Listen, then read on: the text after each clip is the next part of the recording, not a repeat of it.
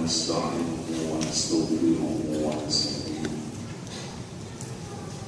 ونعوذ بالله من شرور أنفسنا وسيئات أعمالنا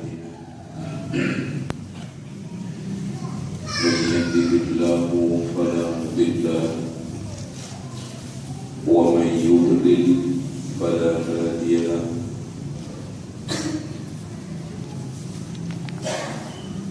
أشهد أن لا إله إلا الله وحده لا شريك له وأن محمدا عبده ورسوله اللهم صل وسلم على محمد وعلى آل محمد كما صليت على إبراهيم وعلى آل إبراهيم إنك حميد مجيد. Bapak Ibu sekalian, kaum muslimin, mohon maaf baju saya pada hari ini karena besok saya harus pergi untuk ke Aqsa untuk menghantarkan jemaah umroh, dan siapa yang mau ikut boleh gratis, pulangnya bayar. Insyaallah doa lancar selama kurang lebih 11 hari kembali lagi insyaallah. Ini sisa paket terakhir yang ke bawah dan pas dengan warna cincin.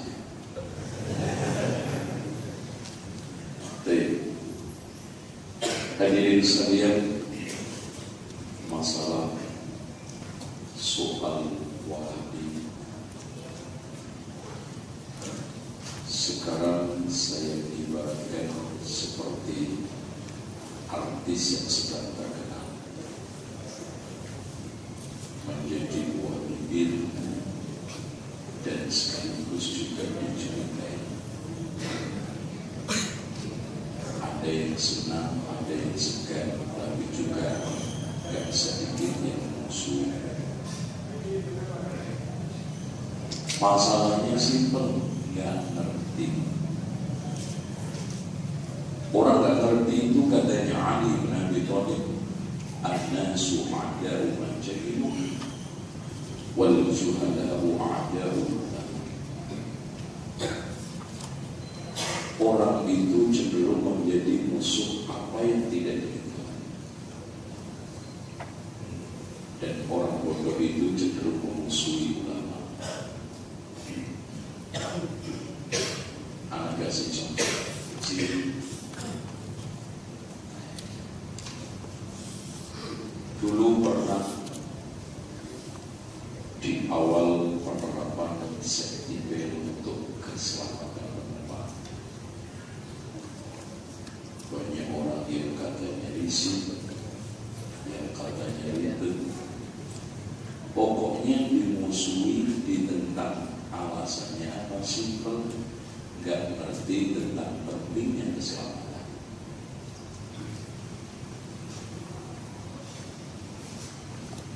Contoh lagi yang real di depan mata kita.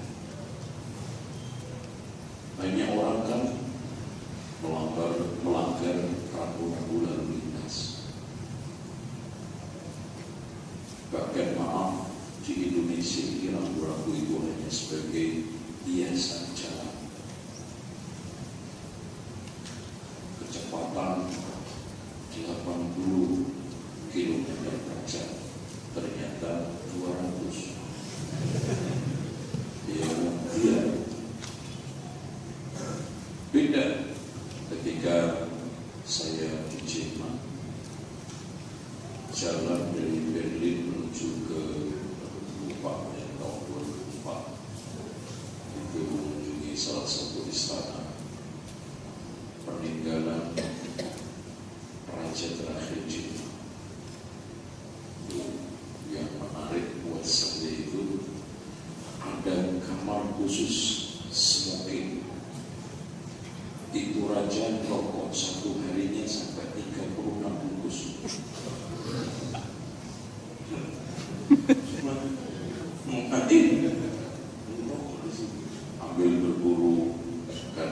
khusus spesial tempat perguruan, ada PJ, ada bijak, tapi sekarang tidak ada. Itu ketika kecepatan 80 jadi mobil itu ratusan memang disiplin. Contoh ketika saya di Korea Selatan itu walaupun mereka itu katanya ateis, gak punya agama, minim agama cuma merah. Subuh-subuh itu bukan sholat, keluar dari musola kan, keluar dari organisasi sempoyongan. Kata orang-orang Indonesia di sana, gempa bumi lokal.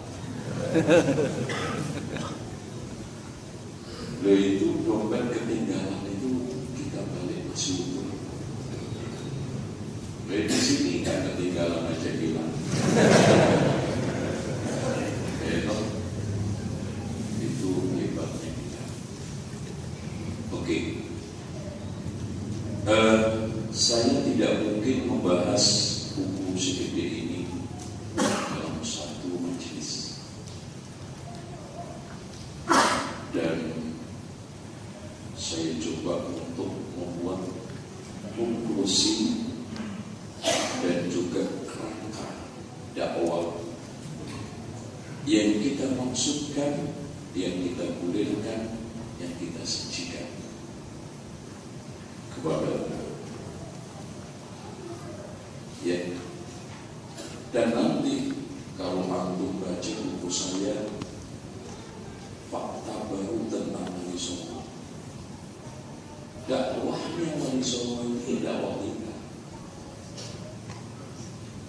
Itu tunggu aja, nanti kita bedah di sini. Ya, 5 tahun lagi. Jadwalnya padat. Dan di situ saya rilis buku tulisan asli Sunan Bonang yang sampai hari ini tersimpan di Museum Leiden Belanda.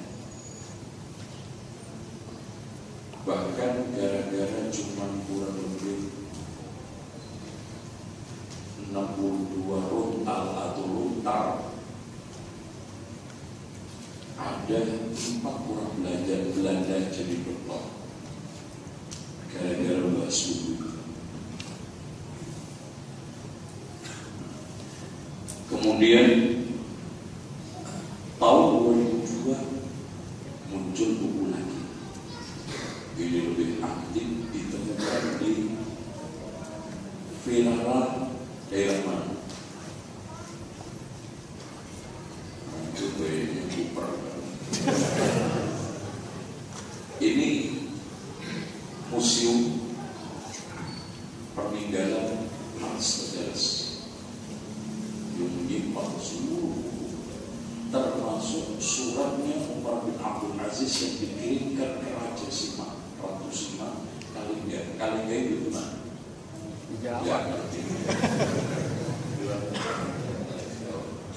Jawa Tengah atau Jawa Timur? Dua-duanya gitu. Karena ketika zaman Kalingga itu kan di Jawa Tengah. Sampai dari ngawal. Ya, kalau dulu masih dianggap bagian timur sama barat aja, tepatnya itu di daerah Kudus betul. Cuman Kudus dulu masih masuk daerah Jenggala. Jenggala itu mana?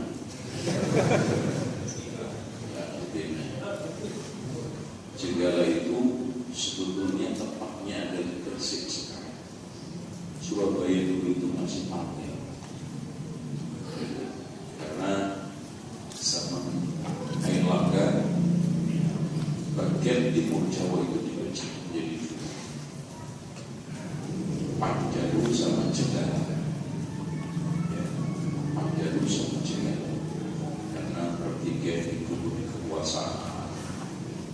Oke. Hadirin sekalian yang dirahmati Allah, sebetulnya tidak ada yang baru di dalam dakwah. Kalau kita melihat, memandang, mengukur kacamata dakwahnya Rasulullah. Kalau kita mengatakan qul hadhihi sabili ad'u ila Allah, katakanlah Muhammad, aku mengajak, inilah jalan. Qul hadhihi sabili ad'u ila Allah. Titik inti daripada dakwah kita adalah bukan ilal partai, bukan ilal jamiah, bukan ilal kelompok, bukan ilah, tapi ilah Allah. Makanya dari ahli sunnah yang tidak lain adalah firqatun najiyah, yang tidak lain mereka yang mengapresiasikan dakwah melalui simbol paling gagah di dalam Islam, yaitu Alkitab wa Sunnah. Tidak lain adalah manifestasi qul hadhihi sabili ad'u ila. Sehingga para dai-nya terkenal gak terkenal sama saja. Karena bukan untuk mengharumkan nama dirinya, tapi untuk mengharumkan nama Islam. Makanya kalau wali punya kajian kita gak ada gambar ustaznya, di samping dipasang gak pantas. Terus keduanya kita bukan mengarah untuk mengajak orang mengkultuskan sosok. Nah, hadirin sekalian, ada di antara kita kaum muslimin menuduh atau minimal mengenali kita itu dengan pengenalan, kalau nggak negatif parsial, nanti nggak parsial, jangan terlalu keren. Jadi separuh-separuh. Ini yang jadi masalah. Contoh aja, kalau kita kenalin gajah cuma kakinya, telinganya nyambung gak? Kita kenalin pintu cuma kuncinya, ditanya mas bentuknya kunci apa? Bentuknya pintu apa? Ya ini kunci yang diambil.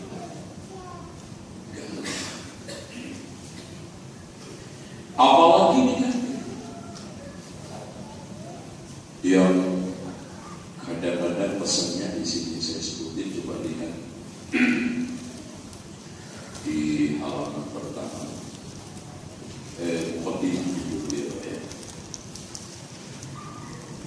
halaman 10 Romawi, ya.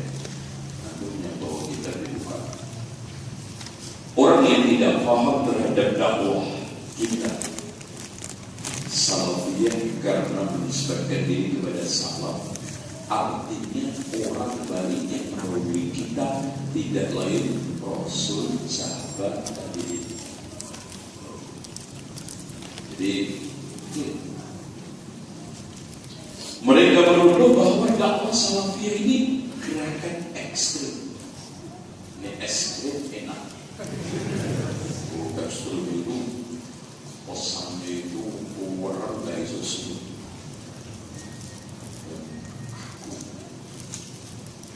Ya, padahal Islam itu sebetulnya dari akarnya membawa pesan damai dan toleran. Anak kasih contoh, orang hamil gak kuat puasa, boleh gak buka? Loh, Masya Allah, fleksibel. Orang sholat tidak nanti akhir, apa solusinya? Loh, subhanallah. Tapi memang ada bagian-bagian Islam yang tidak bisa diutak-atik karena sekali. Dan itu menimpa pada semua agama dan institusi. Contoh aja, TNI punya sumpah prajurit. Coba diganti. Nomor 1, saya bersumpah untuk tidak setia kepada negara. Bukan. Begitu juga agama Hindu. Kalau perjanjian lamanya itu namanya Ramayana, terdiri dari 200.000 bait. Kemudian setelah itu direformasi menjadi Mahabharata sehingga menjadi 48.000 bait. Waktu penapalin itu yang itu. Yang kemudian diungkapkan di Indonesia dengan nama Wayana. Wayana ada pakemnya enggak? Makanya tentu kritik semua dalam karena sering ngaco dan membuat bid'ah dalam perwayanan. Tentu semua dalam itu gini Pak, mosok kadung kocok jalan-jalan ke Malioboro. Bid'ah.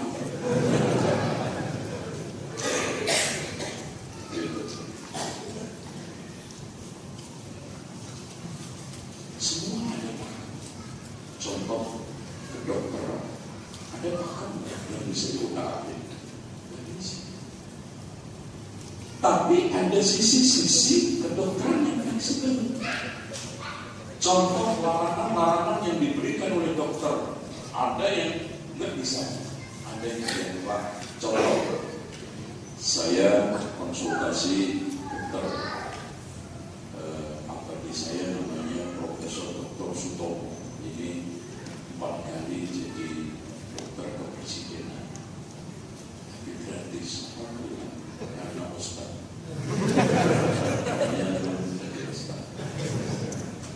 Ya. Ada yang kurang puasa, jangan ini. Terus kalau kopi Pak, kenapa dokter? Ya bolehlah pelan-pelan itu dikurangi, kan? Fleksibel kopi. Kalau begitu saya masih bisa minum kopi luar ya Pak. Oh boleh. Tapi pelan-pelan dikurangi. Ini nggak boleh. Jangan. Loh, ya. Gitu. Nah hadirin sekalian, ada sebagian kelompok komunitas masyarakat sosial yang menginginkan nggak punya ikatan norma, moral dan etika serta ajaran, sehingga ketika sekarang ini kena ajaran agama yang sifatnya itu tegas, kaget, keras banget, maupun keras banget. Masuk sholat nggak boleh di rumah. Terus maunya Bapak gimana? Ya kalau dengar saya itu dengar jawabannya. Semua ngaji sama lembut itu nggak didengar, cuma dengar dia pakai pedoman. Dengar sih kalau sholat jamaah di masjid itu fardu kifayah Pak. Terus apa maksud Bapak fardu kifayah? Ya katanya sih yang penting ada sekelompok orang sholat di masjid, yang lainnya gugur. Tapi kenapa Bapak yang gugur? Ya. Akhirnya Pak, sekelompok itu cuma telur ini. Imam, muadzin, marbot. Sama tambah satu lagi orang nyanyi saudaranya belum dapat. Ente di masjid itu. Nah itu ngelengkapin sholat subuh. Yang lainnya fardu kifayah. Makanya di situ ketidakberdayaan, ketidakmampuan untuk mengamalkan agama, sehingga yang tidak mampu itu justice keras. Contoh, ibu-ibu yang tidak sanggup menutup aurat, sebaiknya ngaku lemah Pak. Alhamdulillah, jangan itu sisa cinta. Maaf itu Mbak, sebetulnya ngaji mulai orok sampai sekarang belum bisa jalan Pak, belum sanggup. Ya, masalahnya mungkin ini kan enak didengarnya loh. Lo ini enggak, sudah nggak bisa, nggak ngamalin, nyelah. Ngopo itu? Cuy, bapak kok ya dokumen. Itu loh Pak, jeleknya di situ. Sebetulnya kan kalau awal kan tadi, nah, aku nggak mampu Mas, nanti Pak, mudah-mudahan doakan saya dapat hidayah. Itu kan enak. Yang ada adalah contoh lagi, nggak bisa pasang jenggot. Lu malah ngomong, kalau ngomongnya enak Mas, sebetulnya kalau saya lihat itu Nabi Yesus jenggotan yang sehat, Nabi Musa jenggotan, Nabi Harun jenggotan. Itu kan enak, cuma saya belum mampu. Loh kan enak di dunia. Yang gak enak, semakin panjang jenggotnya seperti goblok. Saya gak enak itu. Loh ya kan?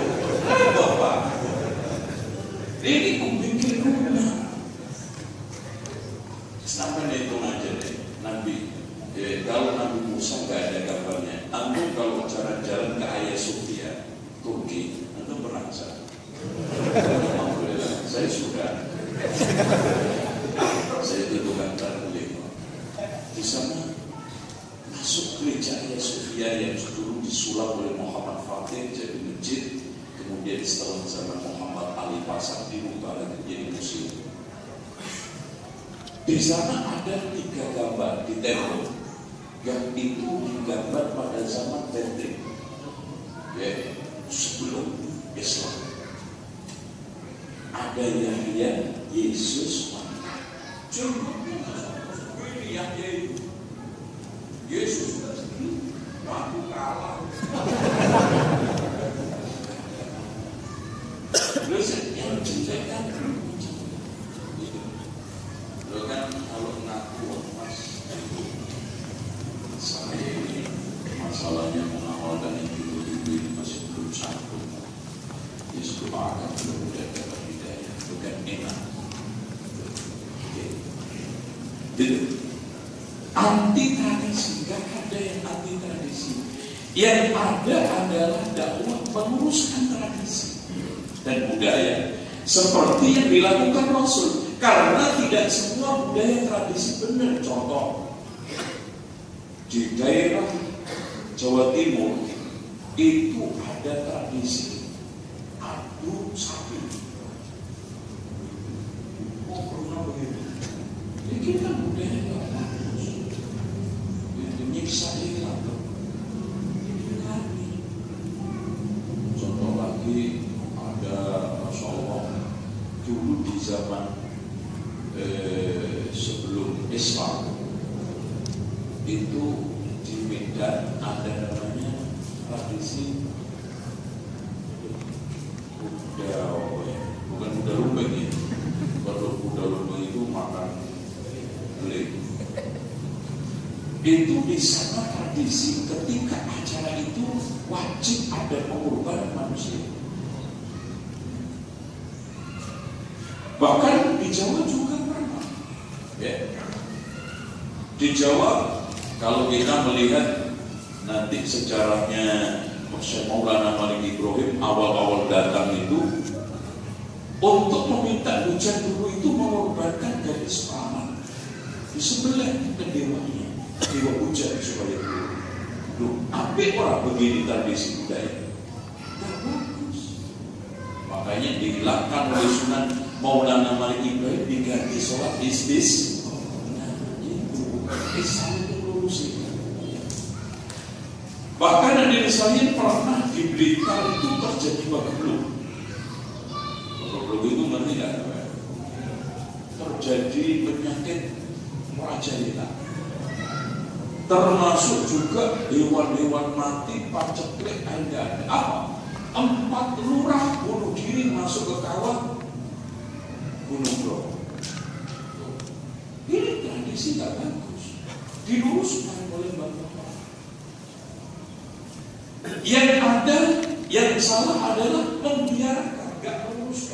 Agama itu tugasnya membimbing, mengarahkan, meluruskan.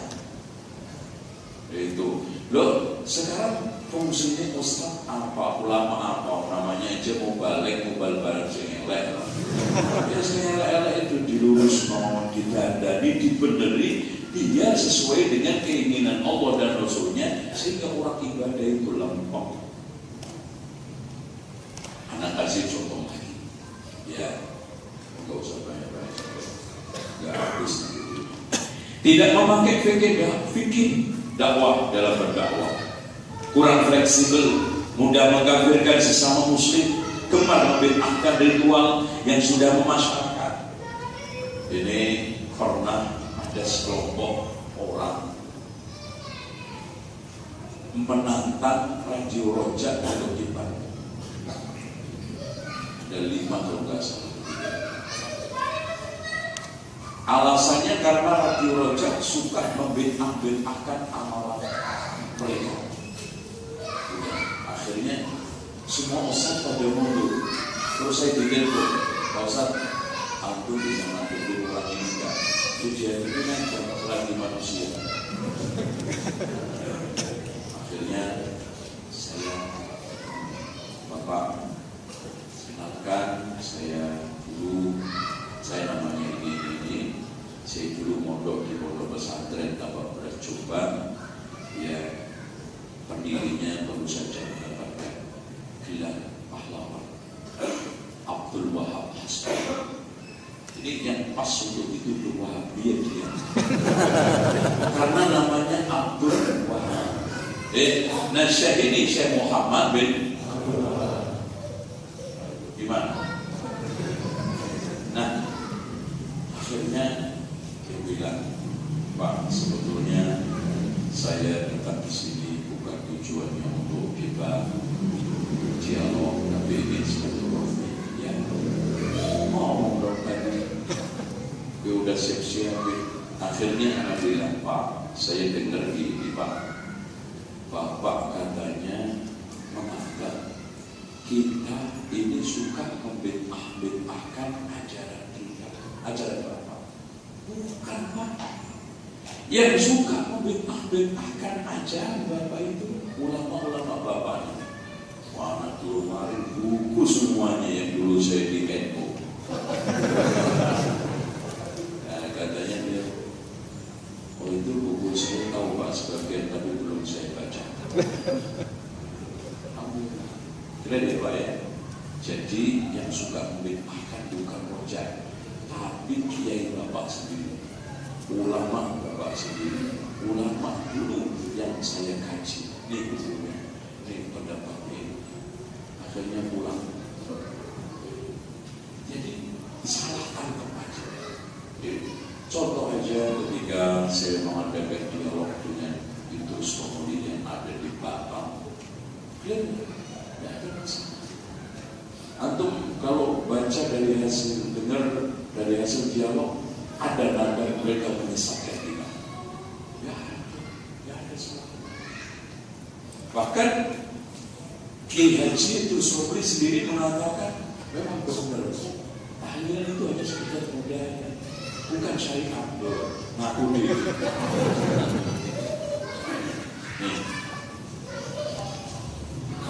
Dakwah salafiyah adalah gerakan wabi rusun serem ini Pak. Itu paling serem. Sibuk dengan masalah kemudian orang punya perhatian dalam sosial politik, mengaku paling benar sendiri dan macam-macam. Secara umum, dakwah kita ini kita tancapkan pada satu asas Al-Quran dan Sunnah menurut pemahaman khairul ummah. Siapa mereka khairul ummah? Rasulullah mengatakan kuntum khairu ummatin. Allah berfirman dulu, kuntum khairu ummatin ukhrijat linnas ta'muruna bil ma'ruf wa tanhauna 'anil munkar wa tu'minuna billah. Dan yang paling terdepan mengimplementasikan ayat ini adalah mereka yang dikatakan oleh Rasulullah, khairun nasi qarni summal ladzina yalunahum summal ladzina yalunahum. Sebaik-baik kalian adalah orang yang hidup pada zaman saya, Kemudian setelahnya. Itu namanya orang yang mendahului kita. Dalam bahasa Arab apa? Salam. Dalam bahasa Indonesia, orang yang mendahului kita. Dalam bahasa Jawa apa? Apa? Nenek moyang. Itu bapakku dulu. Tapi sing api kan ada salafus soleh, ada salafus toleh, gitu ya. Itu simpelnya itu. Makanya bab pertama anak simpelnya seperti itu karena masalah waktu lebih banyak. Ya. Nah di sini Anda bisa baca salaf menurut arti bahasa apa? Menurut dari istilah itu dibagi menjadi dua. Salaf dipandang dari sisi masa, Rasul, sahabat, tabi'in. Salaf dipandang dari sisi keyakinan adalah beragama yang didasarkan atas Al-Quran dan Sunnah menurut pemahaman khairul ummah, Rasul, sahabat, tabi'in. Contoh simpel ini loh Pak. Saya mau wudhu, ya apa caranya wudhu? Oh wudhunya Rasulullah ini loh. Enak lah. Wudhunya Abu Bakar. Dulu terawih Umar itu di masjid loh. Enak loh. Dulu Umar itu caranya Umar jadi karena memang Rasul yang dekat dengan Rasul siapa? Sahabat. Berarti sahabat siapa? Tabi'in. Oke. Nah di sini salafus saleh itu siapa? Dakwah salafiyah, jamaah salafiyah, kemudian jamaah mungkin. Kemudian prinsip beragama salafiyah, hakikat agama Islam. Agama Islam itu dibagi menjadi dua. Islam menurut pengertian umum seluruh agama para Rasul, para Nabi, dan sesuai dengan syariat Allah ya Islam. Makanya ketika Nabi Nuh beragama sesuai dengan yang ditunjukkan oleh Allah Islam, beliaunya Muslim, umatnya juga begitu. Pun Nabi Musa, Nabi Isa, Nabi Yahya, akhirnya setelah Allah mengutus Nabi Muhammad berakhir Sallallahu Alaihi Wasallam, mengatakan Allah di dalam surat Al-Ahzab, maka Muhammadun aba ahadin berrijalikum walakin Rasulullah wa khataman nabiyyin. Tidaklah Nabi Muhammad itu bapak salah seorang laki-laki di antara kalian, namun beliau adalah utusan Allah dan penutup. Jadi Islam ini ibarat umpamakan Rasul kan. Aku ingat hadis Rasul. Islam ini bangunan yang megah. Semua orang keliling mengingkari bangunan itu, memuji-muji sampai geleng-geleng kepala. Cuma tinggal batu yang belum dipasang satu. Apa kata Rasulullah? Akulah batu itu. Apa artinya? Islam ini diturunkan kepada Allah seperti bangunan proyek besar. Pertama, digarap oleh Nabi Nuh, gak tuntas, dunia maaf. Ganti lagi Nabi berikutnya, Nabi Ibrahim, Nabi Ismail, Nabi Isa, Nabi Yakub, Nabi Sulaiman, Nabi Daud, Musa. Belum selesai, tinggal insinyur terakhir Muhammad Sallallahu Alaihi Wasallam yang menuntaskan. So, sekarang saya tanya sama antum, kalau antum memintai pertanggungjawaban satu bangunan, ketika itu besar sekali, penggarap kontraktornya banyak, yang paling berhak untuk dimintai pertanggungjawaban, insinyur awal apa yang paling akhir? Clear, tanya, boleh bos, jembatannya ini kok miring? Tanya siapa? Yang akhir.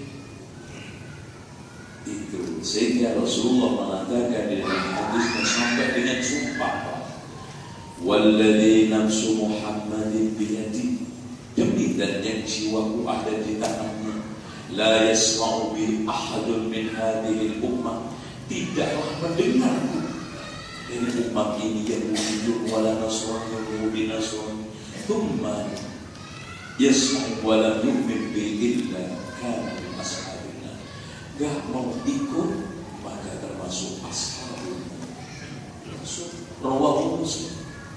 Makanya dengan sekalian undang-undang dasar kita menjamin itu. Apa itu? Semua agama wajib mengamalkan keyakinan masing-masing sesuai dengan yang dipercaya. So nggak benar itu semuanya agama benar. Ini sejarahnya ini Pak. Sejarah liberalisme itu di Indonesia itu sudah lama. Pertama kali yang menggagas liberal, semua agama diadop jadi satu, itu Kartanegara. Raja mana? Bedanya Kartanegara dengan Kartanegara apa?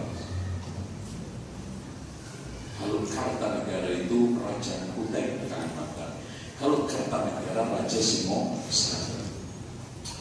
Ketika saat ada konflik agama, maka dia mencoba untuk menyatukan 3 agama satu aliran, sehingga dia membuat suatu agama namanya Siwabuja. Ada orang dengar itu. Bahkan Pak, di seluruh dunia ini nggak ada agama Hindu Buddha kecuali Indonesia. Hindu Buddha dikumpulin jadi satu. Itu cuma di Indonesia. Karena dulu terjadi pergeseran. Ya. Padahal pergesekan itu solusinya bukan kita sekarang adon, dia malah gesekan. Bahkan tokoh misionaris, tokoh agama Kristen di Indonesia namanya James Baker, ya, mengatakan solusinya adalah mempertajam dialog, ya, mempertajam dialog. Pokoknya dialog agama itu kita tingkatkan dan tidak ada masalah. Saya pernah diundang Pak Ahok itu untuk ngasih pencerahan tentang ISIS di puncak, dikumpulkan seluruh tokoh agama sekitar di sini. Saya nggak mau di sini, saya jelasin Islam itu kayak apa. Gitu. ISIS itu nggak benar. Gitu. Teroris itu musuh agama. Dan saya tegaskan bahwa teroris itu bukan jihad. Pelakunya bukan mujahid, matinya tidak syahid, urusannya kita serahkan sama Allah. Benar? Itu kita jelasin biar nggak asal nuduh. Kadang-kadang ada yang nggak kok cingkrang langsung, mas sampai di sisi. Ya jawabannya bagi Jawa yang pas, sampai di sisi. Jadi nggak cingkrang nggak ISIS.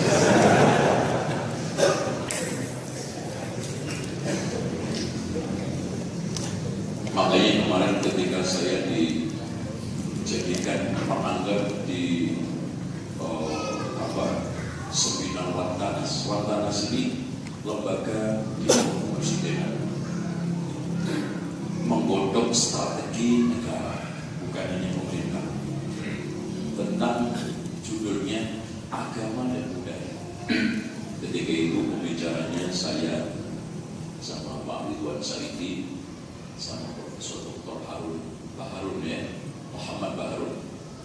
Ya, kita jelasin bahwa kesan justice, adanya satu kelompok yang mengancam negara, nanti ujung-ujungnya Wahabi, ini sebetulnya adalah bikinan orientalis yang kerjasama dengan imperialis, lalu menghasilkan anak haram yang namanya apa? Tujuan Wahabi. Begitu saya sampaikan. Alhamdulillah saya juga akhirnya perumusan diajak untuk masuk dengan beberapa anggota jenderal ketika itu, diantaranya Pak Sesjennya, ya Pak Sesjen, Pak Waris. Nah sekarang ini Pak Munir, insya Allah Pak Munir ini lebih bagus ya, lebih nyantri ya. Insya Allah dalam waktu dekat kita akan ketemu, karena ada teman dekatnya ketika di Wakarsat itu membangunkan masjid. Nah sekarang beliaunya jadi wali murid di kelas 2, namanya Pak Suyono. Insya Allah Ustaz, nanti kita silaturahmi ke Pak Munir. Sekarang jadi Sesjen mengganti Pak Waris. Nah ini sekalian kita jelasin, bahwa apa yang kita dakwahkan ini gak ada yang ditutup-tutupin. Nah, soal masalah orang kadang-kadang gak siap itu memang wajar. Orang gak siap itu biasanya kalau nggak protes, diam atau musuhi. Itu ya, itu wajar. Nah, di sini agama Islam khusus tadi makna Islam yang dibawa oleh Rasulullah SAW, wa man yattabi ghairal Islam dinan falan yuqbal minhu wa huwa fil akhirati minal khasirin. Ya. Hakikat agama Islam agama fitrah, Islam agama universal. Fitrah itu gini Pak, Islam itu sebetulnya menampung naluri alami kita. Contoh aja lihat, kenapa Islam nggak memerintahkan wanita pelihara jenggot? Karena nggak ada, alami. Itu. Dan kalau ada jenggotnya juga keren. Nggak ada jenggotnya aja banyak laki yang takut sama suaminya. Jadi istiqomah, ikatan suami takut istri di rumah. Apalagi ada jenggotnya. Tapi kita, kenapa? Ar-rijal qawwamuna 'ala nisa. Rijal itu kuat, pemimpin yang baru sekarang. Nah, dikasih modal sama Allah. Wah, tampilannya jadi Masya Allah. Fitrah, motong kuku fitrah, mangkas kumis fitrah, bahkan ngasih minyak wangi fitrah, sunat itu fitrah. Agama Islam itu secara alami memenuhi kebutuhan dasar manusia. Otaknya, keduniaannya, agamanya semuanya jalan. Coba Pak bayangkan, Masya Allah, dengan kita beragama Islam, lihat menikah, berumah tangga jadi lancar, cara ngobrol kita aja Masya Allah, alami semuanya itu. Bahkan fitrah kita di dalam masalah kaitannya dengan kepribadian kita itu semuanya diakomodir oleh Islam sehingga kita itu nyaman beragama. Simpelnya di dalam firman Allah, la yukallifullahu nafsan illa wus'aha. Makanya gak ada ceritanya orang dirugikan karena mengamalkan Islam. Gak ada ceritanya orang yang sekarang ini dibikin susah karena mengamalkan Islam. Anda gak sih tanya, sholat itu susahnya apa? Subhanallah, nikmat rukuk sujud, kecuali rukuknya jempol. Nah, itu kayaknya nggak ada deh yang mau masuk Islam. Rukuknya juga belakang, sujudnya jempol. Nggak ada yang mau masuk Islam. Tapi subhanallah, sujud, bahkan subhanallah, saya diajarin oleh Kolonel Nantiman, teman kita Pak Nantiman yang ada di kerjasama di pondok. Karena pondok kita itu Pak, alhamdulillah setiap tahun kerjasama dengan marinir untuk pelatihan semi militer, tapi nggak militer beneran. Itu dikasih olahraga setiap hari untuk ngempesin perut. Itu modelnya model sujud.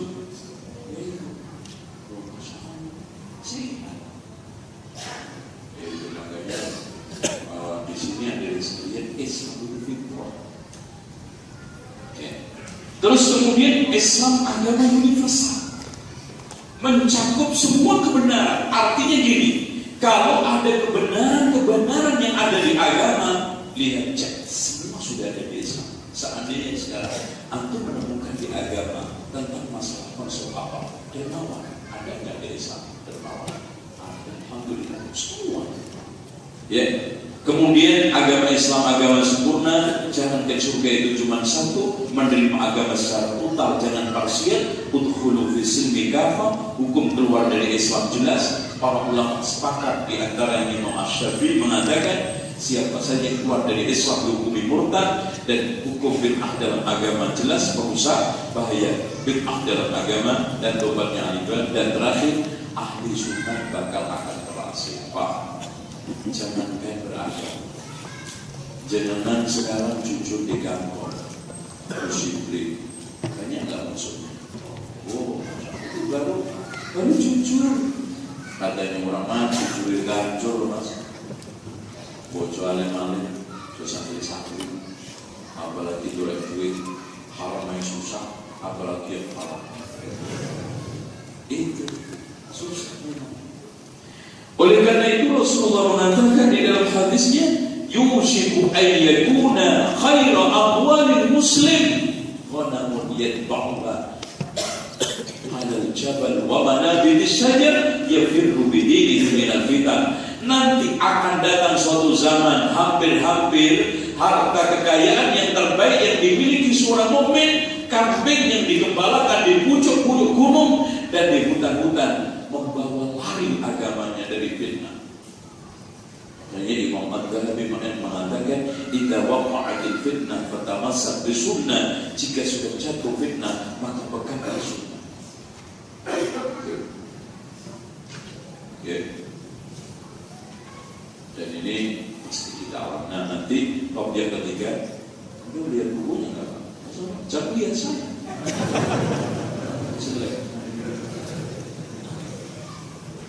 Sunnah menurut bahasa itu cara beragama, cara petunjuk, cara hidup. Menurut istilah, saya singkat aja. Menurut ulama hadis, segala sesuatu yang disandarkan Rasul, baik berupa ucapan, perbuatan, dan ketetapan, dari mulai dulu lahir sampai wafat. Menurut ulama usul fikih, sunnah artinya hadis, yaitu dasar-dasar hukum ada 4: Al-Quran, As-Sunnah, Al-Ijma', Al-Qiyas. Maksudnya apa? Hadis. Sunnah menurut ulama fikih alia adalah sesuatu yang bermakna hukum, tidak wajib, alias segala sesuatu yang bila dikerjakan mendapatkan pahala, bila ditinggalkan tidak mendapatkan sanksi.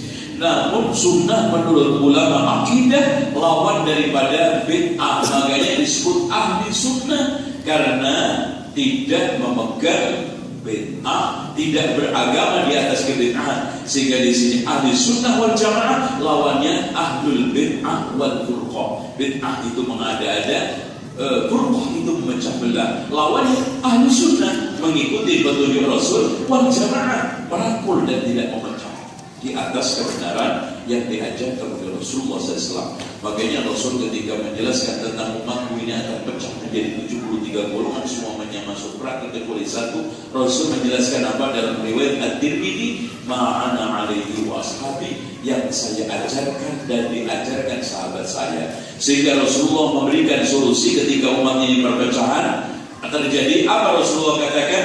Alaikum bisunnati wa sunnatil khulafa'ir rasyidin.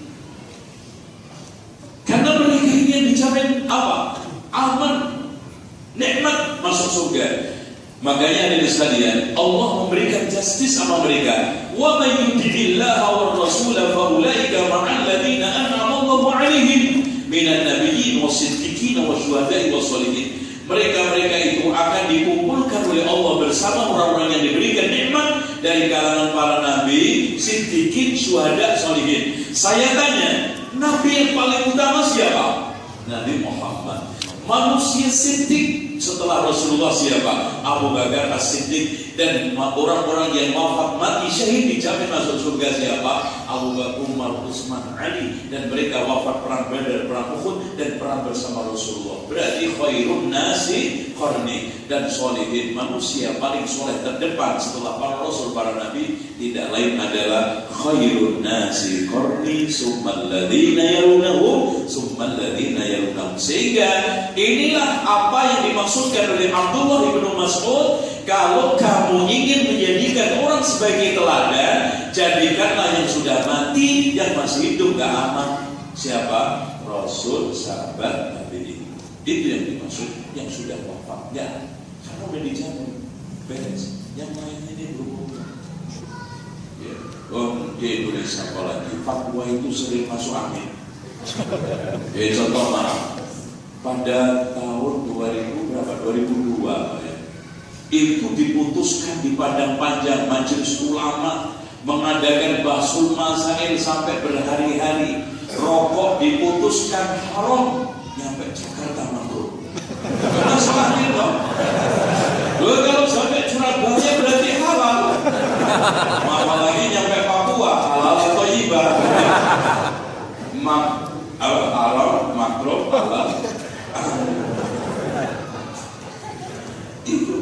masuk angin. Oh, jangankan perut, fatwa itu bisa masuk angin.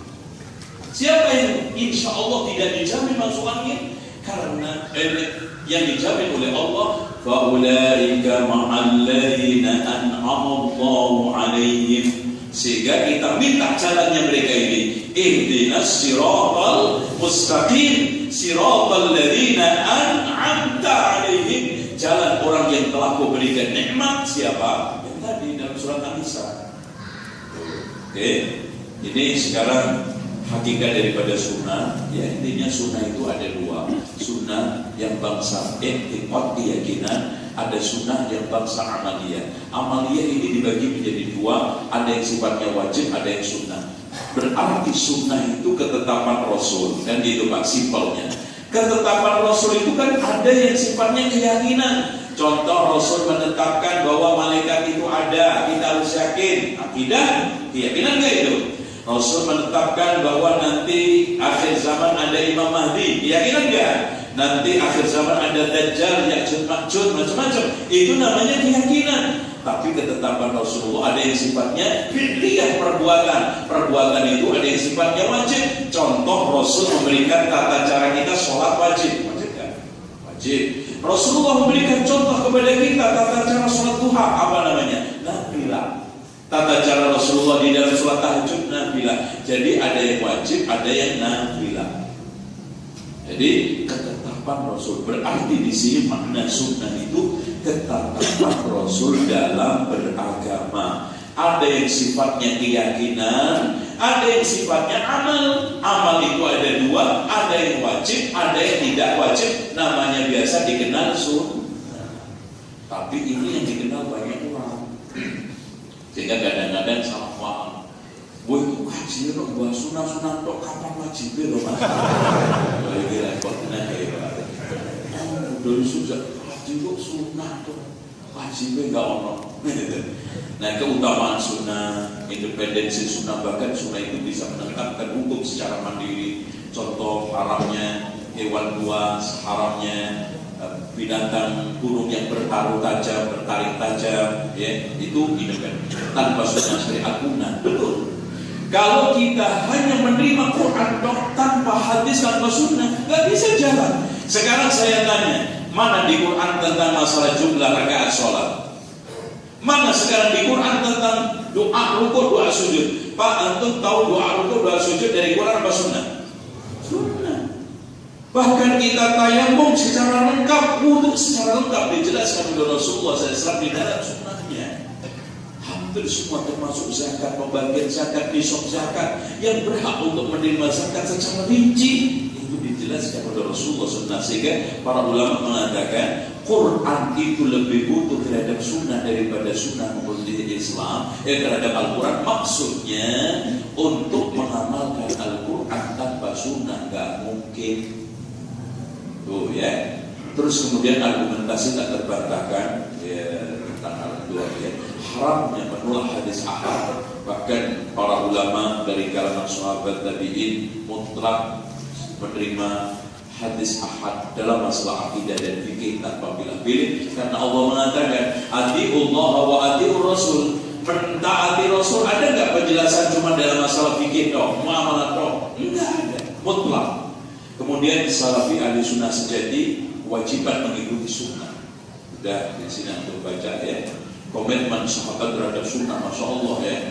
Bagaimana Abu Bakar radhiyallahu an komitmennya untuk menjaga peninggalan Rasulullah, warisan Rasulullah sampai sekecil apapun beliau tidak mau merubah. Begitu juga Umar bin Khattab radhiyallahu an, begitu juga Utsman bin Affan. Bahkan Pak, ketika Abu Bakar mengirim Usama bin Zaid untuk berperang melanjutkan perangnya Rasulullah yang dibatalkan karena wafatnya Rasul ketika itu, Abu Bakar gak mau merubah, termasuk tetap walaupun Usama bin Zaid menjadi panglima ketika itu umur 18 tahun tetap diangkat. Saya gak mau merubah apa yang sudah diputuskan Subhanallah. Dan itu semua di alam sholat. Nah, kemudian kesetiaan salafus soleh dari kalangan tabi'in dan ulama-ulama terhadap sunnah, termasuk imam madhab ya, Imam Abu Hanifah, Imam Malik, Imam Syafi'i, Imam Ahmad, ya. Terus kemudian membela sunnah termasuk jihad, terus subhat tingkat sunnah, Anda bisa baca. Sanksi menghujat sunnah ini berat. Pak, pernah ada tukang lucu, tukang apa ya? Tukang lucu ya, tukang ngeyel, tapi ledek itu apa namanya? Itu ledek siwak. Saya nggak pernah pakai siwak kecuali di pantat saya, dimasukin pantatnya. Masya Allah. Itu Pak, langsung setelah itu perutnya sakit selama 9 bulan. Akhirnya mati. Sebelum mati keluar hewan yang paling aneh, ya aneh karena apa? Karena mukanya itu mirip-mirip kelinci, tikus lah dekat pantatnya kelinci, dan teriak 3 kali sempat digebuk oleh anaknya kemudian mati. Dan masyarakat sekitarnya menyaksikan. Dan ini disebutkan di dalam kitab Al-Bidayah wa Nihayah Imam Ibnu Katsir, dan saya turunkan di sini kisah panjang. Pernah juga ada seorang yang meledek Abu Hurairah itu nggak patut diterima hadisnya, langsung keluar ular besar dari atap masjid kejar dia. Baru disuruh tobat ulangnya itu. Sanksi hukuman, banyak yang dihukum. Pernah ada orang yang makan di depan Rasulullah SAW dengan tangan kiri. Disalatkan Rasul pakai tangan kanan, nggak bisa. Nggak ada yang bisa menghalangi kamu kecuali sombong. Sebetulnya kamu bisa. Akhirnya ngangkat makan nggak nyampe. Ini sanksi langsung. Dan subhanallah dan sekalian, pelajaran-pelajaran seperti ini harusnya menundukkan hati kita, menundukkan hati kita untuk semakin lebih hormat kepada Rasulullah dan sunnahnya, insyaallah. Nah, di sini saya turunkan juga bentuk-bentuk penistaan sunnah, di antaranya meremehkan sunnah lahiriah, meremehkan sunnah batiniyah, tidak bersolawat ketika nama Rasulullah disebut, mengadakan bid'ah di dalam agama, berlebihan terhadap Rasulullah, termasuk penistaan terhadap sunnah, melecehkan sahabat. Kenapa? Karena sahabat itu justice terdepan, manifest paling visual terhadap sunnah Rasul. Bahkan Rasulullah sering mengkaitkan, dan para sahabat juga sering mengatakan, saya melihat Rasul. Dan bahkan amalan-amalan mereka sering disandarkan kepada Rasulullah. Sehingga para ulama sering mengatakan, ini sunnah secara ucapan memang ucapan sahabat, tetapi secara wakil kenyataan adalah ini marfu, yaitu dinisbatkan kepada Rasulullah. Seperti sahabat mengatakan, saya melihat Rasulullah, saya mengatakan begini, Rasulullah saya selalu melihat, itu sunnah. Sehingga harus kita rindu. Nah, sekarang ini banyak orang yang dengan mudah melecehkan, Masya Allah, subhanallah Pak, betul hikmah. Contoh aja, pembunuh Utsman bin Affan radhiyallahu anhu, tidak ada yang tidak dihukum oleh Allah. Rata-rata mati kalau enggak mati dibunuh atau kena sanksi seperti yang dia lakukan. Contoh aja Pak, pembunuh Utsman bin Affan yang melarang untuk mengasih makan minum Utsman bin Affan. Jadi Utsman bin Affan itu beberapa hari tidak boleh dikasih makan minum. Semua orang yang ngasih dihambat. Sampai ada yang mengatakan, bagaimana kamu menghalangi air dari Utsman sementara dia mengairi kaum muslimin saat kekeringan dengan sumur yang dibelikan dari Yahudi berkali-kali lipat untuk mengairi dan ngasih minum. Kamu bisa saja nanti dibalas oleh Allah mati kekeringan. Betul Pak. Yang memerintahkan perintah ini ketika saat perang ketangkap oleh musuhnya, dimasukin wadah seperti drum, dikunci beberapa minggu nggak dikasih makan dan senyum sampai mati. Subhanallah. Dan ini juga begitu. Ya, dan seperti itu bahasa nggak jauh. Makanya ada istilah al-jazaa min jinsil amal, balasan itu sepadan dengan perbuatan. Nah itu, terus kemudian pilar-pilar dakwah kita, tazkiyatun nafas, ya, memberi penyucian jiwa. Terus kemudian tasbih, ini antum bisa lihat tasbih itu istilahnya pembersihan, pemurnian, ya. Jihad itu ada 4 macam, kata Imam Ibnu Qayyim. Ya, ada jihad yang sifatnya nafsi, merangi diri untuk mencari ilmu, mengamalkan, mendakwahkan. Nah, sabar setelah kita berdakwah. Jihad. Atau jihad memerangi orang-orang zalim dan melakukan hal-hal yang baru di dalam akidah dan juga perusakan di dalam tata lingkungan. Makanya di sekalian memerangi pembalakan liar yang disebut dengan illegal fishing, memerangi penangkapan ikan ilegal, itu jihad yang disebut dalam bahasa kerennya apa? Illegal fishing. Atau memerangi penggalian pasir dan juga tambang liar, namanya ilegal apa? Mining. Itu jihad. Makanya saya itu sering kalau ceramah-ceramah di depan Pak Polisi. Polisi itu pahala paling besar untuk polisi kalau ikhlas. Gak ada orang yang paling gede pahalanya. Tanya, siapa Pak yang berani nangkap maling kalau nggak Pak Polisi? Siapa yang bisa nangkep bandar narkoba, kriminal yang besar? Polisi. Masya Allah. Tinggal nama amal dunia. Wah, itu surga yang paling depan. Itu. Kenapa hadirin sekalian? Karena akhirnya dia termasuk pada kategori jihad. Loh Pak, Masya Allah, Rasulullah SAW mengatakan menyingkirkan penghalang dari jalan aja itu bagian daripada iman. Apalagi menyingkirkan macet. Loh, Masya Allah. Wah itu parkir sembarangan, parkir kerikil sembarangan tempat nggak boleh, apalagi mobil ya kan, apalagi truk, kontainer. Loh, sudah di sini.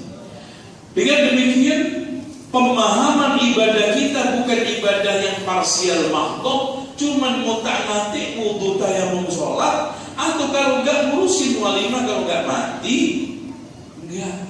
Bahkan seluruh aktivitas kebaikan itu adalah ibadah. Sampai Masya Allah loh Pak, Rasul mengatakan wa fi bud'i ahadikum shadaqah, di dalam kemauan di antara kalian itu sedekah.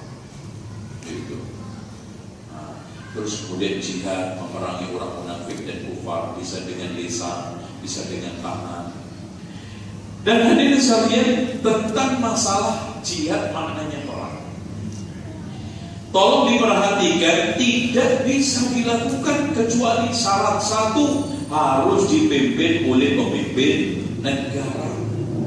Gak bisa sekarang ujuk-ujuk ngumpulin 500 orang, nenek senjata, tahu-tahu tembakin burung, terus pakai udun kayak tok motorin tok. Saya akan jihad nanti terblodok, nanti walimahnya komputer. Enak banget aja. Gak bisa. Kenapa harus pemerintah, harus pemimpin?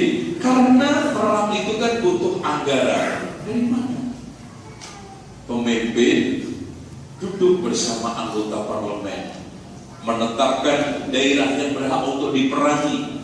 Sekarang kan gak semua kafir berhak untuk diperangi, gak bisa untuk dibunuh. Bahkan Rasulullah SAW mengatakan, man qatala mu'ahadan, siapa yang membunuh kafir yang mengikat perjanjian damai, lam yaruh raihatal jannah, tidak menemukan baunya surga. Makanya saya tulis buku penangkal ideologi radikal. Saya jelaskan argumentasi semua itu, dan termasuk GBHN-nya radikal, garis-garis besar haluan radikal, termasuk pembajakan, penculikan, pembunuh diri, ya, teroris, macam-macam. Itu tidak benar. Ya. Terus kemudian harus ada sambil mengirim mata-mata. Siapa yang kirim mata-mata? Pemerintah lewat BIN. Tuh, coba cek lapangan ada apa. Sehingga di miskin jihad itu nggak gampang, karena terkait dengan penyenyapan nyawa, penghilangan harta, dan perusakan. Itu harus teratur, dan itu harus ditata, dan itu tidak bisa dilakukan melainkan oleh pemimpin, penguasa, pemerintah bersama anggota parlemen, legislatif, eksekutif, bahkan yudikatif. Duduk, kita sekarang perang gak? Ada gak anggarannya? Cukup gak senjatanya? Itu. Terus sekarang bunuh polisi jihad. Repot. Bunuh orang kafir jihad. Sekarang nanti anehnya akhirnya mereka itu melakukan perbuatan nista itu di masjid di jihad. Apa? Tidak. Makanya di sini Anda jelaskan fitnah salafi jihad ini ada ini jamaah Islamiyah, pemikiran jamaah Islamiyah, akar fitnah jihadi, jihad dan teror, pembunuh diri, penculikan dan penyanderaan, membacakan pesawat, pemberontakan penguasa muslim dan aksi demo mogok. Gak ada. Hadirin sekalian, kita dilarang dan hukumnya haram memberontak pemerintah yang sah. Kenapa hadirin sekalian? Karena hal itu akan menimbulkan kekacauan lebih besar daripada yang ingin didapatkan maslahat. Apalagi aksi demo. Paling Pak, antum tanya orang-orang yang demo, tujuan utama demo apa? Ingin puas untuk menghujat aparat. Kalau ingin puas ngata-ngatain polisi, demo mas, demo dulu. Walau makanya hadirin sekalian, tidak ada konsep di dalam dakwah Ahlussunnah wal Jamaah aksi demo, aksi kekerasan, apalagi mogok-mogokan, mogok kerja, mogok makan, mogok nikah.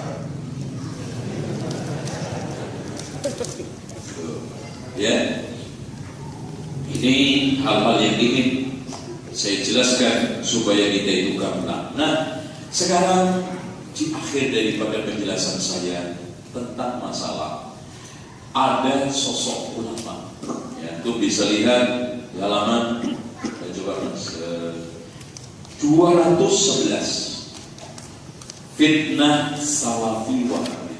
Di sini saya jelaskan 4 fitnah salafi wahabi, fitnah salafi jihadi yang sebetulnya adalah jamaah Islamiyah yang akhirnya kita ditembak, dituduh juga karena.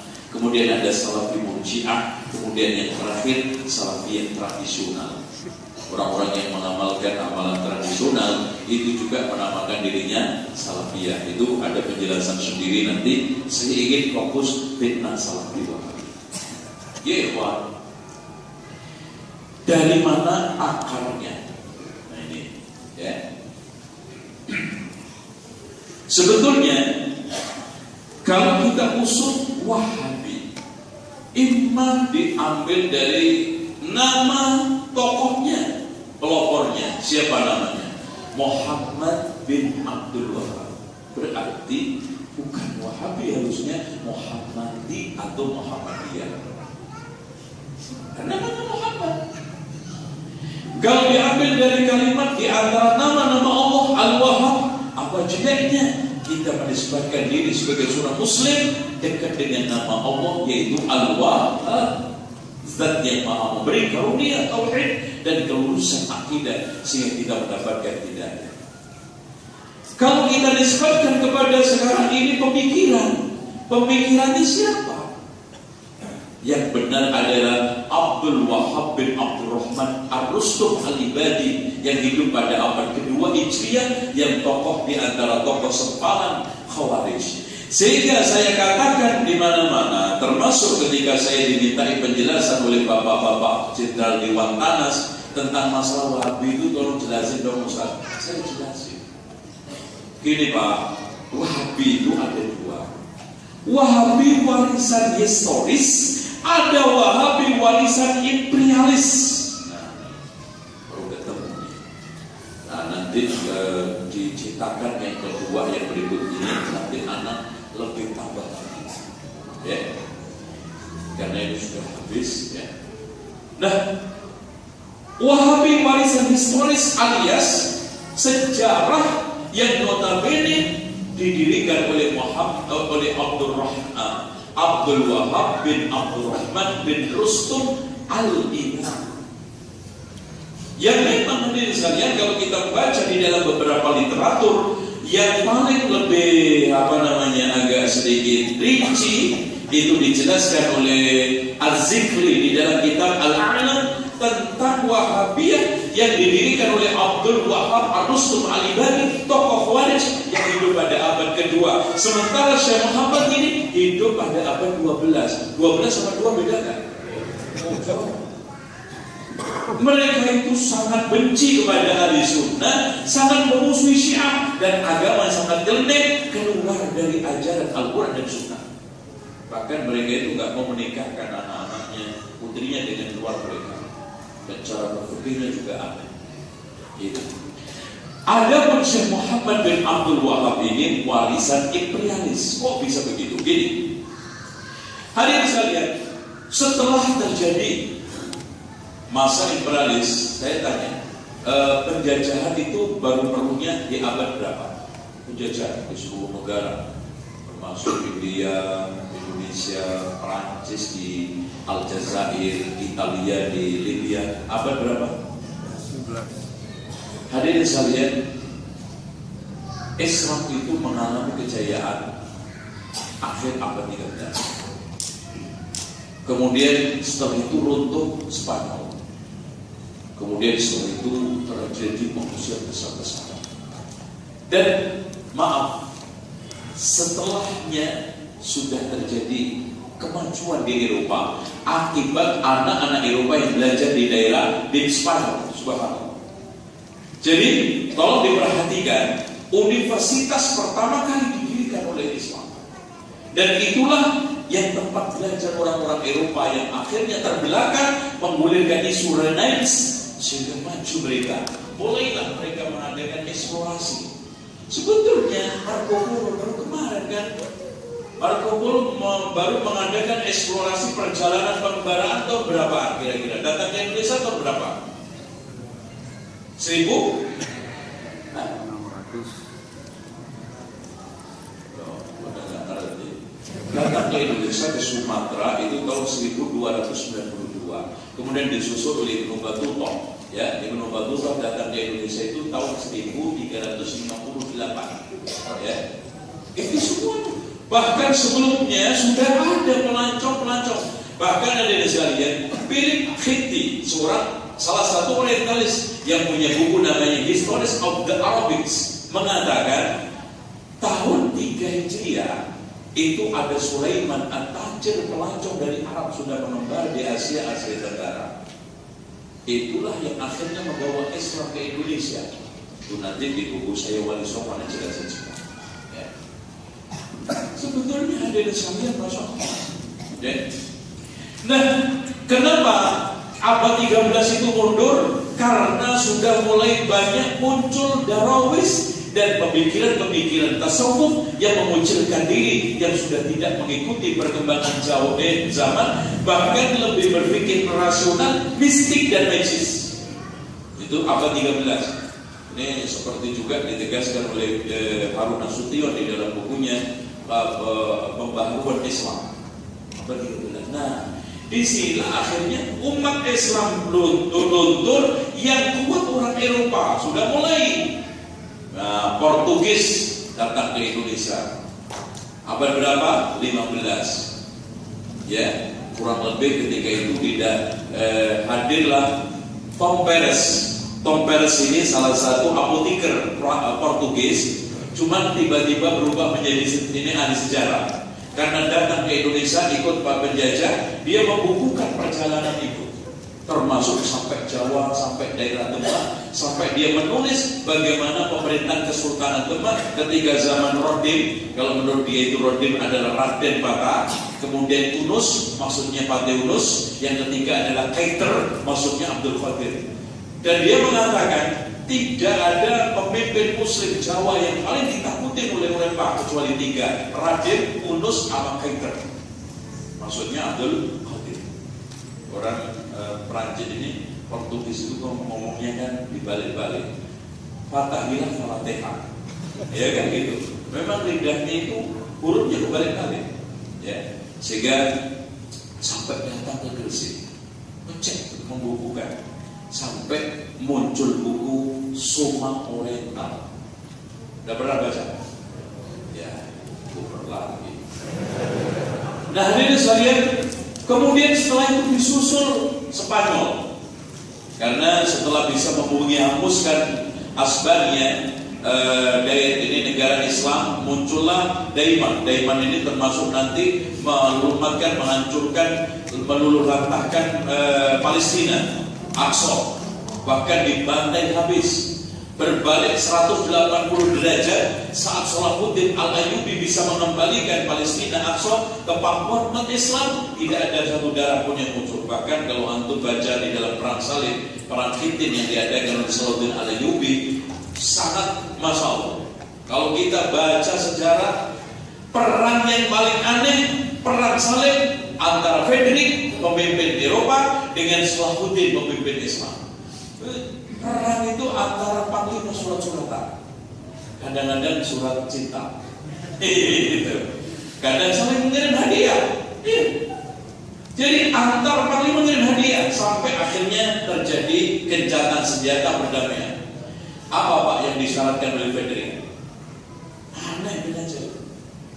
Salahuddin, kami sanggup gencatan senjata dan damai dengan syarat satu, adik kamu mau nikahin adik saya.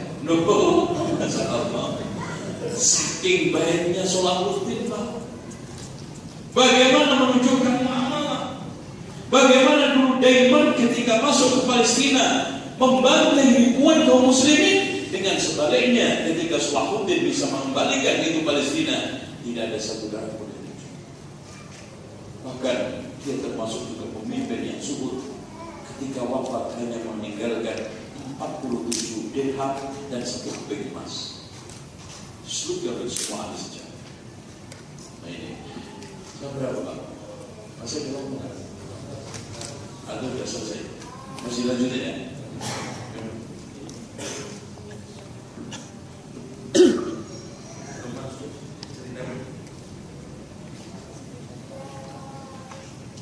Nah, kemudian hadirin sekalian yang dirahmati Allah, sampai abad 16-17 lahirlah Syekh Muhammad bin Abdul Wahab. Ya, beliau lahir 1701. Ini masa dari abad ke-13, 14, 15, 16, 17 itu kemunduran. Umat Islam hanya dicemoki mistik. Ya kayak aja dicoba aja. Makanya ini yang nanti kita sisir cerita-cerita mistik seputar wali. Ya masa Sunan Giri perang dengan adu kesaktian dengan Begawan Minto Semeru, dengan adu kesaktiannya Begawan Minto Semeru terbang ke pucuk gunung, naik kecepatan Apollo, langsung ngubur dua aksa. Setelah itu turun lagi ke pondoknya Sunan Giri menanyakan, Sunan Giri, apa yang saya kubur di pucuknya gunung? Yang kamu kubur adalah 2 naga besar. Wah, katanya Begawan Minto Semeru terkekek meremehkan. Wah, wong saya kubur itu aksa kok kamu tebak naga, goblok banget kamu. Cemen ternyata kesaktian kamu. Akhirnya berdua berjalan ke pucuk gunung tanpa kaki, bahkan terbang dalam hitungan menit langsung di pucuk gunung. Dibongkarlah ternyata keluar ular naga besar. Wah, Begawan Minto Semeru kaget. Wong saya kubur itu aksa kok tiba-tiba jadi ular naga. Akhirnya terjadi adu kesaktian berikutnya. Begawan Minto Semeru nyopot udengnya dilempar ke atas. Itu Masya Allah kayak pesawat ulang-alik. Ternyata Sunan Giri tidak kalah kesaktiannya. Tidak selang lama Sunan Giri copot jubahnya, dicopot dilempar ke atas, ternyata nyalip.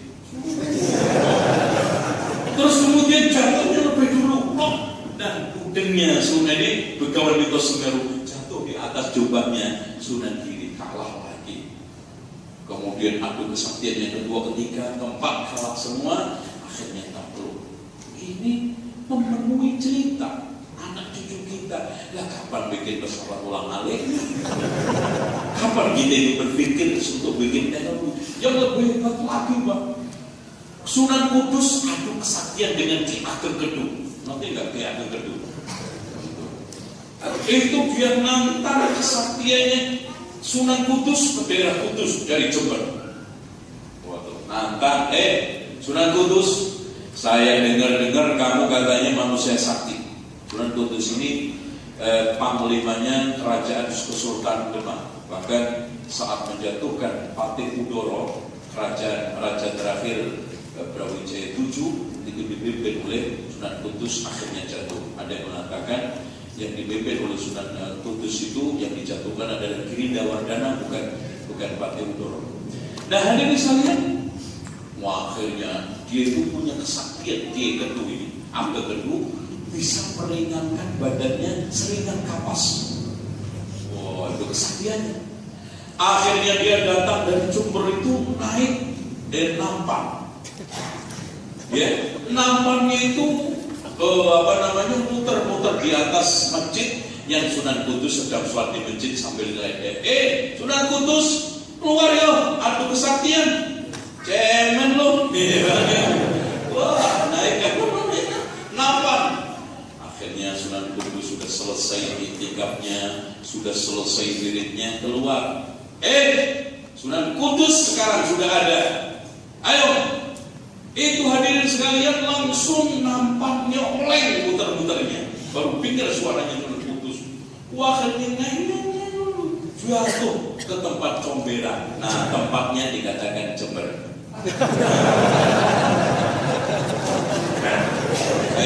Ini ilmu cocok dikali-kali. Ini sama aja Pandanaran sama Sunan Kalijogo, ya, nanti ada daerah Salatiga. Karena ketika Pandanaran taubat dan meninggalkan Adipati Semarang karena disinyalir oleh sejarah lokal Jawa, Adipati atau Bupati pertama kali Semarang adalah Pandanaran. Karena dia tobat ingin jadi muridnya Sunan Kalijogo, maka suruh meninggalkan semua kekayaan. Istrinya juga ikut, nggak boleh bawa apa-apa. Ternyata namanya perempuan dasar metrek. Bawa mas-masan dimasukin ke dalam tongkat yang terbuat dari bambu, ditutup. Pandanaran nggak ngerti. Sampai di Salatiga akhirnya dibegal 3 orang. Dikejar-kejar, dia lari, Mas. Ini orang 3 nggak beres ini. Orang 3 ini salah merampok saya. Akhirnya tempat itu dikatakan Salatiga. Sama ini yang macam Bagi adik sekalian, kita lanjutkan. Dikit singkat. Syekh Muhammad bin Abdul Wahab adalah seorang ulama dan anaknya ulama, cucunya ulama. Beliau belajar di Madinah, Mekah, bahkan sampai daerah Basra, yaitu Irak yang sekarang. Kemudian kelebihannya, kehebatannya, dia hafal Quran sebelum 10 tahun.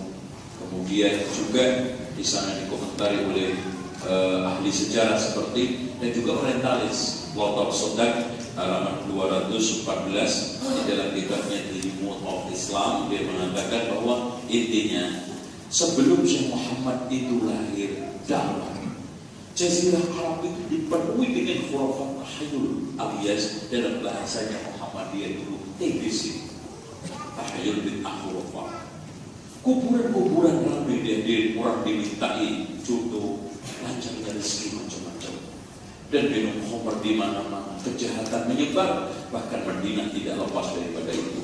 Yang lucu, ibadah haji bukan suatu ibadah yang sakral, bahkan ada ucap doanya pun aneh, caranya tawaf juga aneh. Walhasil muncullah abad 17 yang namanya Muhammad ibn Abdul Wahab melakukan pembaharuan sehingga namanya terkenal sampai seluruh dunia. Tapi tolong dicamkan, banyak yang apresiasi tokoh-tokoh level internasional. Makanya Pak, kenapa Kiai Haji Ahmad Dahlan itu menamakan organisasinya Muhammadiyah? Karena pada zaman Syekh Kiai Haji Ahmad Dahlan yang ketika itu belajar bareng-bareng Syekh Kiai Hasyim Asy'ari ke Mekah, itu saat beliau belajar muncul banyak tokoh-tokoh sentral papan atas Islam yang namanya Muhammad bin Abdul Wahab, Muhammad Sanusi, Muhammad Ilyas, Muhammad Al-Kandahlawi, Muhammad Rashid Ridho, Muhammad Abdul, Muhammad Jamaluddin. Inilah akhirnya terinspirasi. Pemikiran-pemikiran ini dikumpulkan mengilhami Muhammad Diyah. Makanya kalau kita membaca sejarah dia Haji Ahmad Dahlan, dia Asy'ari, satu pintu belajar. Kalau kita membaca, bahkan ada di sekalian di dalam sejarahnya Kiai Abdul Wahab Hasbullah itu belajar kepada Ahmad Khatib. Ahmad Khatib ini ulama besar asli Minangkabau, dan buku-bukunya dikaji di pesantren semuanya. Termasuk kemarin saya ke Minangkabau, ke Bukit Tinggi untuk dakwah di sana. Ada yayasan baru dikasih nama pondok pesantrennya Ahmad Khatib. Ternyata terilhami itu ada beberapa buku, ya, termasuk Syarhul Waraqat. Syarh Waraqat ini adalah syarah kitab usul fikih yang ditulis oleh Ahmad Khatib, yang disyarah oleh banyak ulama di antara Ahmad Khatib. Dan juga beliau ini juga belajar kepada Syekh Muhammad bin Abdul Wahab, murid-muridnya, murid-murid otomatis karena beliau ini hidup abad 18, ya. Jadi hadirin sekalian, nyambung. Kalau Ahmad Khatib ini belajar kepada murid-muridnya Syekh Muhammad bin Abdul Wahab, Kiai Wahab Hasbullah, Abdul Wahab Hasbullah juga belajar kepada Ahmad Khatib, dan juga Kiai Hasim Asy'ari. Nyambung semuanya, agama itu satu. Loh, siapa yang bilang sekarang NU sama Wahabi itu musuhan? Buktinya anak sekarang dituduh NU, dituduh Wahabi.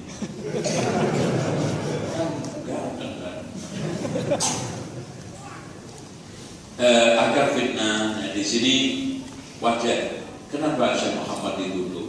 Alasannya untuk dia dalam 16, karena beliau memberantas kemusyrikan dan mendakwahkan tauhid, itu aja. Kemudian karena beliau menumpas divisi dengan tegas tahayyul bid'ah khurafat, seperti Dr. Badri Yatim, ya. Dr. Badri Yatim ini salah satu guru besar pasca sarjana di UIN, ya. Dia memiliki kitab cukup bagus, ya. Ini disertasi doktor beliau mengatakan judulnya Sejarah Dua Kota Suci Makkah Madinah. Beliau mengomentari, coba lihat, bahwa ya, lihat, Syekh Muhammad bin Abdul Wahab berpendapat kesesatan telah menyebar di kalangan mayoritas kaum muslimin, dan inti ajaran Islam yaitu tauhid telah ditundai oleh ajaran thariqah semenjak abad ke-13 sudah menyebar di dunia Islam, ditambah lagi paham animisme. Begitu juga Profesor Dr. Harun Nasution, ya, guru besar yang dulu di UIN juga sama. Intinya Syekh Muhammad itu melakukan gerakan usaha untuk memurnikan, mengembalikan Islam kepada dirinya. Kemudian beliau menyerukan amar ma'ruf nahi munkar dengan kekuatan senjata. Wajar. Jangan antum berpersepsi bahwa kita akan diajari untuk angkat senjata. Wajarnya apa? Syekh Muhammad itu dulu ulamanya negara. Imamnya siapa ketika itu? Syekh Muhammad bin Su'ud. Pak, sekarang presiden memutuskan bandar narkoba dihukum bunuh. Salah enggak? Enggak salah. Sebagai penguasa. Dari mana? Masukan hakim, masukan ulama. Salahnya di mana? Beliau di sini ulama negara, adanya Syekh Muhammad Ibn Saud sebagai seorang amir pemimpin saat itu, sehingga di sini ketika kita bahas masalah amar ma'ruf nahi munkar dengan tangan karena ulama juga umarah, dengan lisan karena ulama, dengan tanpa lisan tangan hati toh karena bukan ulama, bukan umarah. Salahnya di mana? Oleh karena itu orang yang menuduh itu hanya alternatifnya satu. Tuduhan itu dilakukan oleh para ulama yang ulama-ulama khurafat yang suka memutarbalikkan fakta. Atau yang ketiga, mereka yang tidak tahu siapa Syekh Muhammad, cuma niru-niru, ikut-ikutan, sehingga dulu makanya akhirnya bertobat. Contoh aja di Afrika, setelah dikasih hadiah kitab beliau tanpa ada kulitnya, dibaca, wah kitab ini bagus, akhirnya sadar. Ulama India juga begitu. Bahkan dari India dia itu mencela, menghujat, akhirnya berbalik mendoakan. Gak tahu aslinya. Itu. Nah, yang ketiga, kelompok yang takut kehilangan kedudukan popularitas alias sekolah. Ya, ini gaya-gaya ulama Wani Biro itu. Wani Biro. Repot kalau Wani Biro. Secara beragama tadi sudah saya singgung. Nyatu sarana motivasi konflik itu ada motivasi politik dan kekuasaan. Ini dilakukan oleh Daulah Ottoman ketika itu sangat mundur, terutama pada zaman Muhammad Ali Pasha. Kemudian dilanjutkan oleh anak tirinya Ibrahim Pasha atau Pasha, dan akhirnya terjadilah konflik peperangan yang cukup panjang yang akhirnya sama-sama capek berhenti. Kemudian motivasi agama dan sosial tadi sudah saya sampaikan. Yang ketiga, motivasi penjajahan. Inggris menggulirkan Wahabi di India, Prancis menggulirkan Wahabi di Maroko dan juga di Aljazair. Italia menggulirkan Wahabi di mana? Di Libya. Bahkan Belanda pun menggulirkan Wahabi. Bahkan anehnya pahlawan besar kita yaitu Imam Bonjol dituduh Wahabi. Ya kan parah, Pak. Penjajah dilulukan, malah pahlawan dituduh Wahabi. Nah, makanya kemarin juga ketika saya diundang ke Bukit Tinggi, judulnya untuk menjelaskan sejarahnya Imam Bonjol, dijelaskan dari mulai awal sampai akhir. Ya, oke, cukup. Saya kira itu. Nah, Anda sarankan untuk baca Keyakinan Syekh Muhammad bin Abdul Wahab. Cukup. Saya kira itu. Semoga nggak ada yang tanya. Ditutup. Yang apa silakan mengajukan pertanyaan via tertulis. Untuk yang bertanya isi apa? Tahun lahirnya Syekh Muhammad bin Abdul Wahab. Masalah kasih. Ya, sebutkan tuduhan miring yang dituduhkan kepada dakwah kita. Di antaranya apa? 3 aja. Biasanya itu jadi dia Wahabi, selain itu apa? Ya itu diputar-putar. Ya apa bahasanya ini? Itu fitnah. Ya rata-rata yang diomongin di masyarakat itu apa itu?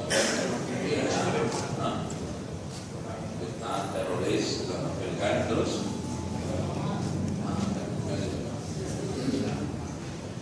Sebutkan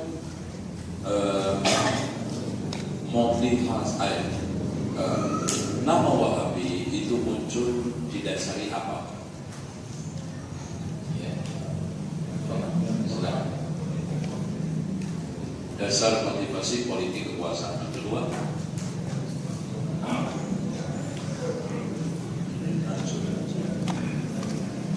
ya siapa yang bisa jawab benar anak kasih hadiah ini HP. Yang ini tadi katanya boleh udah diizinkan. Mohon silakan. Dan langsung ambil HP-nya. Deg-degan. Imperialis dengan historis. Ya, imperialis sama historis. Masya Allah. Silakan. Ya.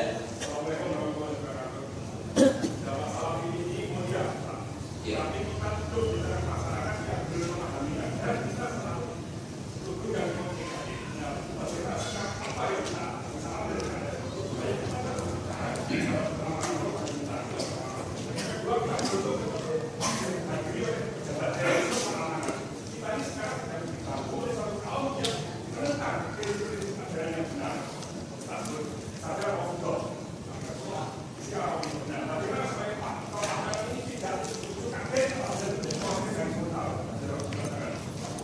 Ya, sebetulnya gini nanti makanya saya kenapa sebetulnya saya nulis buku Wali Songo ini berapa? Hampir 10 tahun nggak selesai.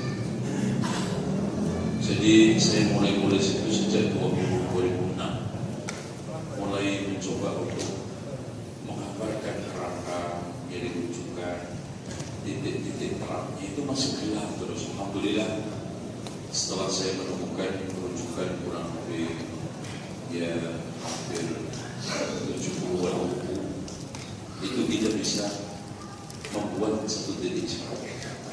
Intinya gini, nanti yang paling bisa kita ambil adalah metode dakwah Wali Songo.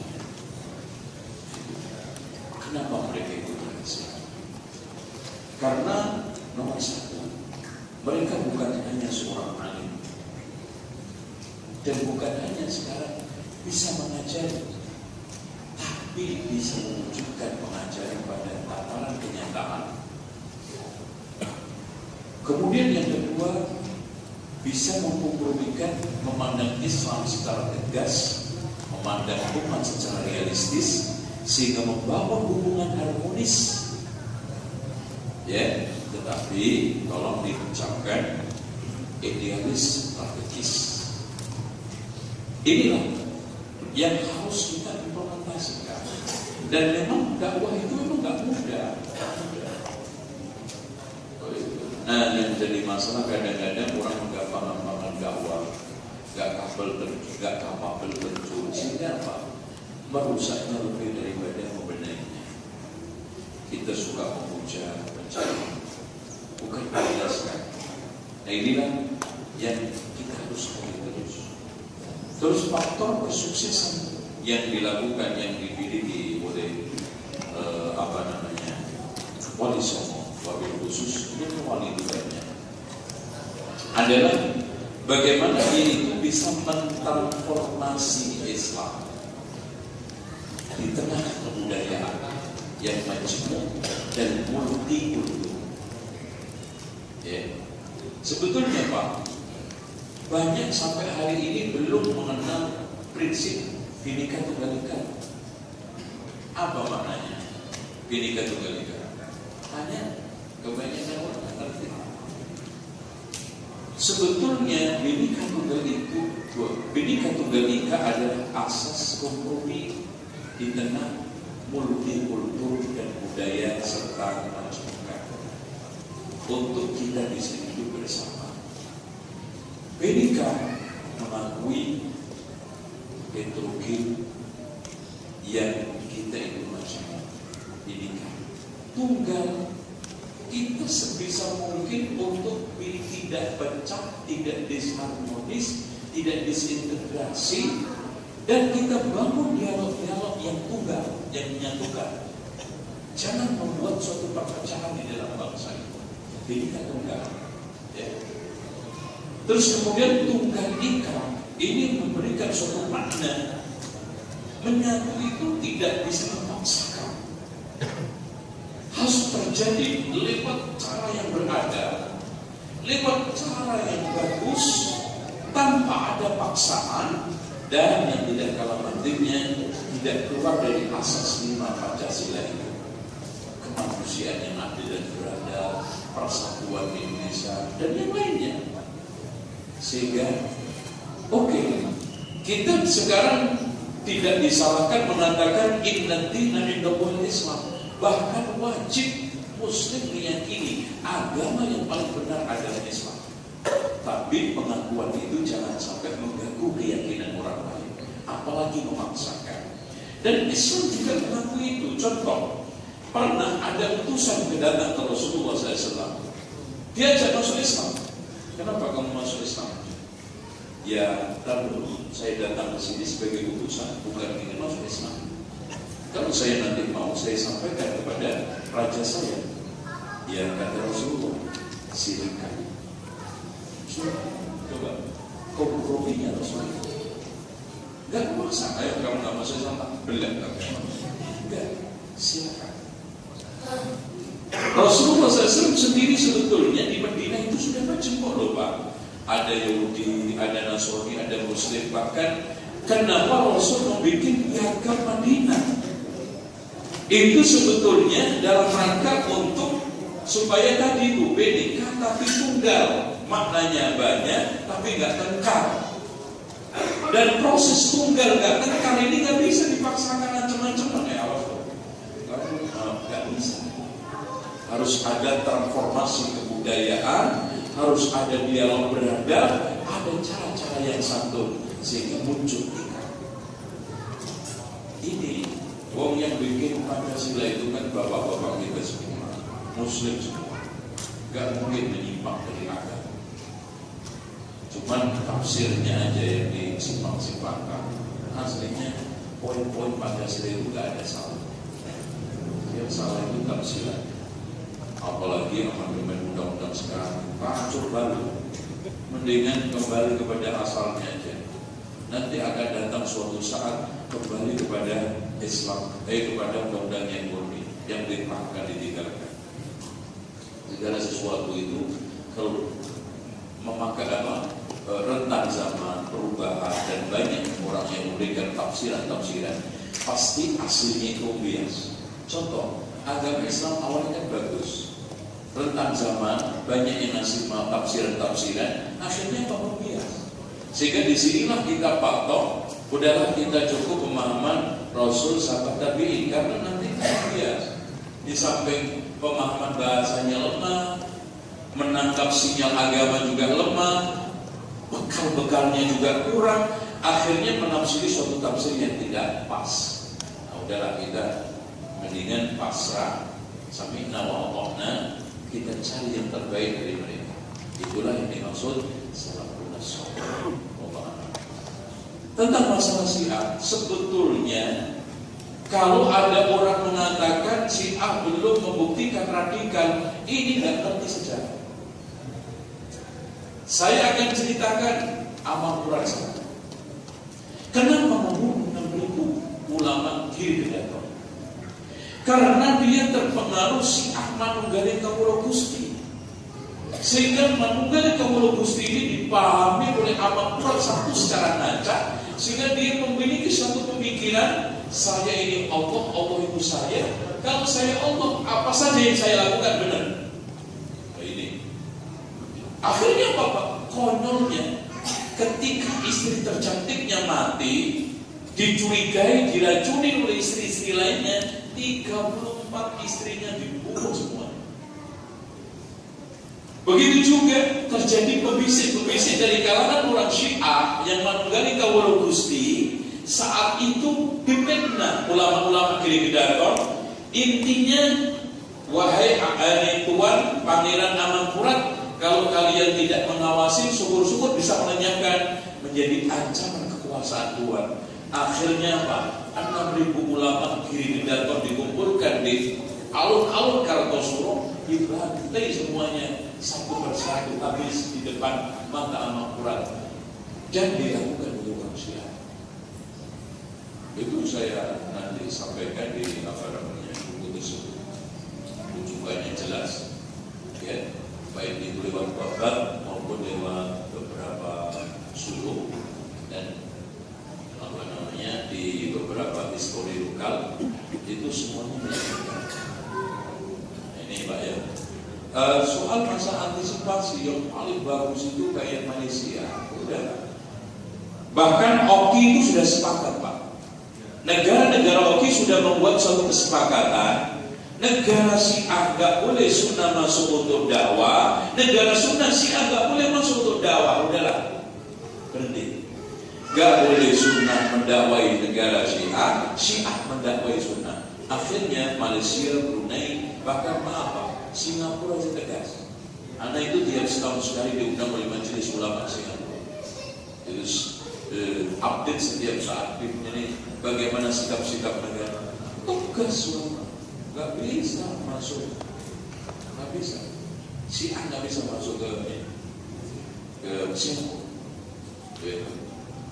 Nah, disinilah dari sekalian yang kita harus terus dorong. Aparat, terus pihak berwajib, pihak berwenang, pemerintah, ya. Makanya setiap pertemuan yang kita adakan, itu semua kita jelaskan. Ya, kepada teman-teman yang ada di TNI, yang ada di polisi, karena mereka adalah penyangga negara, ya, keamanan. Tolong sing waskito, Waskito itu yang cilik, supaya bangsa kita ini tidak semakin parah karena adanya sisipan-sisipan yang radikal. Kenapa sih Pak Sina itu radikal? Karena sejak orang sudah tiap tanggal 10 suruh disuruh belek-belekin badannya, lah itu kan latihan untuk gampang memunculkan darah. Setiap suruh, bahkan itu dianggap tradisi ibadah.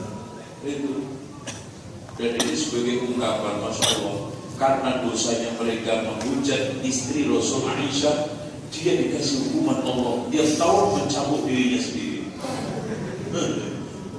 Itu dosa dia. Demikian, saya kira itu Pak, dan mantan sudah datang. Nanti terakhiri, subhanallah,